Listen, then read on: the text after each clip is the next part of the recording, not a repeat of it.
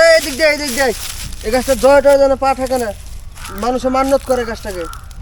দাঁড়া দাঁড়া দাঁড়া, পা ঠাকলে কি হবে গাছে? মানুষে মান্যত করে, সিন্নি টিন্নি দেয় গাছটার গোড়ায়। আরে ছি ছি ছি ছি।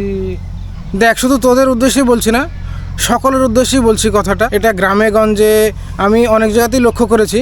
একটা বিশেষ ধরনের গাছ, তার গোড়ার নিচে বা তার শেকড়ের বাকড়ের আশেপাশে অনেকেই কোনো জিনিস রান্না করলে প্রথম খিচুড়ি হোক, ক্ষীর হোক, এছাড়াও মিষ্টি জাতীয় খাবার, দুধ, চিনি, এবং সেই গাছের গোড়ায় দেখি মাটির পুতুল, ঘোড়া, হাতি এই জাতীয় রেখে আসে, উৎসর্গ করে এবং খুব পবিত্র মনে করে। আর এটা হচ্ছে সম্পূর্ণ হারাম এবং বড় ধরনের শিরক।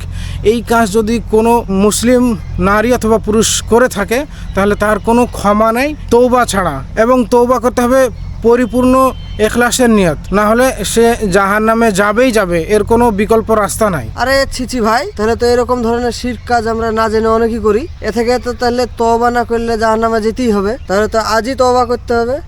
তুমি এক কাজ করো, আমাকে তওবা করাটা শিখিয়ে দিও এবং আমাকে তওবাটা করিয়ে নিও। ঠিক আছে ভাই, খুবই ভালো লাগলো তওবা করে ফিরে আসতে চাইছো। এটা বড় ধরনের শিরক এবং জাহান্নামী কাজ, এর কোনো ক্ষমা হয় না তওবা ছাড়া, এবং দ্বিতীয়বার জীবনে বেঁচে থাকতে আর করা যাবে না এই কাজ।